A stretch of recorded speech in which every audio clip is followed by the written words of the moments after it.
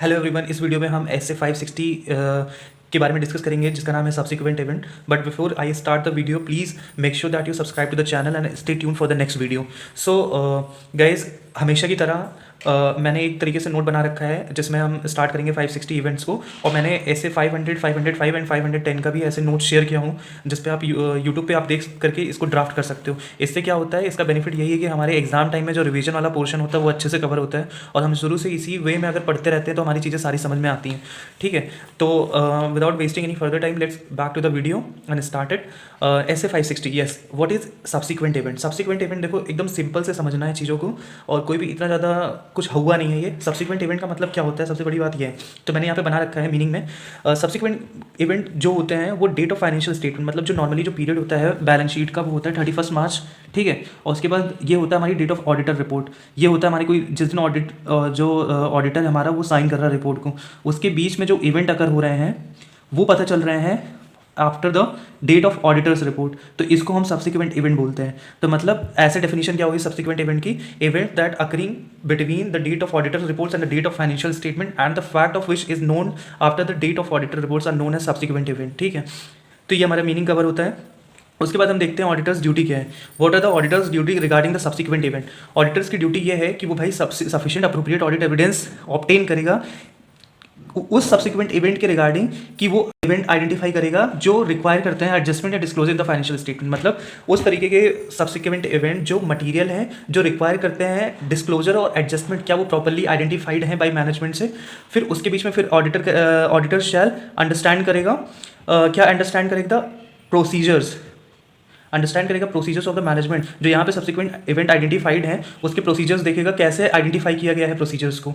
ठीक है, subsequent events को प्रोसीजर्स के थ्रू। उसके बाद इंक्वायर करेगा मैनेजमेंट को और टीसीडब्ल्यूजी के, जिसके बारे में बताएंगे इंक्वायरी में क्या चीज़ें होंगी। फिर रीड करेगा मिनट्स को, जिससे हमें और पता चलेगा कि सब्सिक्वेंट इवेंट्स और क्या क्या हो सकते हैं। उसके बाद रीड करेगा एंट्री फाइनेंशियल स्टेटमेंट को। फिर इंक्वायरी में जैसे मैंने बोला यहाँ पे ऑडिटर ये सारी चीज़ें परफॉर्म करेगा। इंक्वायरी अब किस चीज़ की होगी, किस मैटर पर इंक्वायरी होगी? टीसीडब्ल्यूजी और मैनेजमेंट से। तो जो इंक्वायरी होगी वो रिलेटेड हो सकती है हमारे एनबीजी से।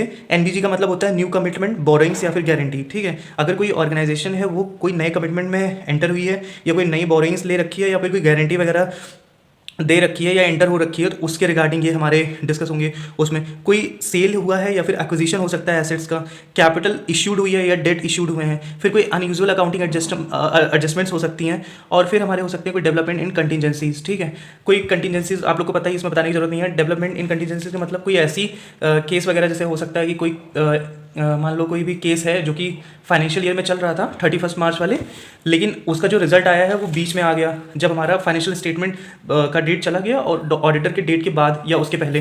तो देख सकते हैं कि कोई डेवलपमेंट इन कंटीजेंसीज तो नहीं हो चुकी हैं। फिर उसके बाद हमारा होता है management representation letter. Management representation letter में ये होता है, हमें ये एक तरीके से हर ऑडिट में यही होता है, मैनेजमेंट रिप्रेजेंटेशन लेटर लेना पड़ता है कि जो मैनेजमेंट ने उस जो भी सब्सिक्वेंट इवेंट है मटीरियल वाले आइडेंटिफाई कर रखे हैं। हमारा पॉइंट है facts known to the auditor after auditors report but before it issued to the public. मतलब ऑडिटर ने रिपोर्ट इशू कर दी लेकिन अभी पब्लिक को ये रिपोर्ट गई नहीं हुई है, तो उस केस में क्या होता है कि उस केस में भाई ऑडिटर की कोई ऑब्लिगेशन नहीं होता है, कोई ऑडिट प्रोसीजर परफॉर्म करने का ऑब्लिगेशन नहीं होता है। और लेकिन ऑडिटर को पता ऐसा लगता है कि ये इवेंट पहले पता होता तो देन रिपोर्ट अमेंड हो जाती, तो ऑडिटर को वो मैटर डिस्कस करना पड़ेगा विद मैनेजमेंट एंड टीसीडब्ल्यूजी से, चेक करना पड़ेगा कि फाइनेंशियल स्टेटमेंट अमेंडमेंट चाहिए, उसी के अकॉर्डिंग हमारी जो रिपोर्ट है वो भी अमेंड होगी। ठीक है, उसके बाद इंक्वायर करेगा वही चीज़ मैनेजमेंट और टीसीडब्ल्यूजी से कि हमें क्या करना चाहिए क्या नहीं करना चाहिए। उसके बाद हमारा जो लास्ट टॉपिक है वो है अगर मैनेजमेंट उस एज अ रिजल्ट ऑफ जो हमने अभी टॉपिक देखा उसमें अगर मैनेजमेंट अमेंड करती है तो ऑडिटर को एक्सटेंडेड ऑडिट प्रोसीजर लगाने पड़ेंगे plus new audit report issue करनी पड़ेगी। भाई नॉर्मल सी बात है, अगर फाइनेंशियल स्टेटमेंट में कुछ ऑडिट रिपोर्ट इशू हो चुकी थी और फाइनेंशियल स्टेटमेंट में कुछ चेंजेस हो गए, तो अब नई मॉडिफाइड रिपोर्ट मतलब नई रिपोर्ट रिवाइज रिपोर्ट इशू होगी, अमेंडेड रिपोर्ट इशू होगी। ठीक है, तो ये वाली बात होगी। उसके बाद ये है कि अगर मैनेजमेंट अमेंड नहीं करती है फाइनेंशियल स्टेटमेंट को, then auditor shall if report already issued, अगर रिपोर्ट पहले से इशू हो चुकी है तो उसको प्रिवेंट करना पड़ेगा, टेक एक्शन लेना पड़ेगा टू प्रोटेक्ट द रिलायंस। भाई कि हमारी जो पब्लिक जिसको इशू हो रही है रिपोर्ट और हमने ही साइन की हुई है तो वो हम इशू नहीं करने देंगे, क्योंकि भाई वो इन्फॉर्मेशन जो कंटेंट है वो कंप्लीट नहीं है या अप्रोप्रिएट एक्यूरेट इन्फॉर्मेशन नहीं है। ठीक है, उसके बाद हमारे पास है अगर रिपोर्ट नहीं इशू हुई है तो हम भाई मॉडिफाइड रिपोर्ट इशू कर देंगे।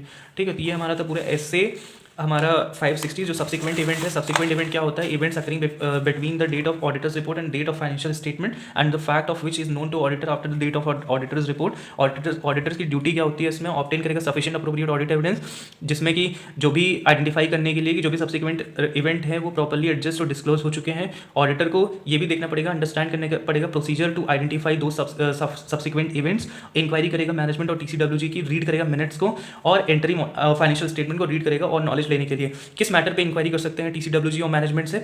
न्यू कमिटमेंट, बोरिंग और गारंटी अगर कोई एंटर हुई है, सेल और एक्विजिशन ऑफ एसेट्स हो सकते हैं, कैपिटल इशू हुई है या डेट इशू हुआ है, कोई अनयूजुअल अकाउंटिंग एडजस्टमेंट्स हुई हो और कोई भी कंटिजेंसीज में डेवलप हुई हो, तो उसमें हम देख सकते हैं। मैनेजमेंट रिप्रेजेंटेशन लेटर हमेशा ऑब्टेन करना है कि भाई आपको अपने बेस्ट नॉलेज से हमको बता रखे हो कि सब्सिक्वेंट इवेंट ये चीज़ें हैं, आइडेंटिफाई हो चुकी हैं, ठीक है।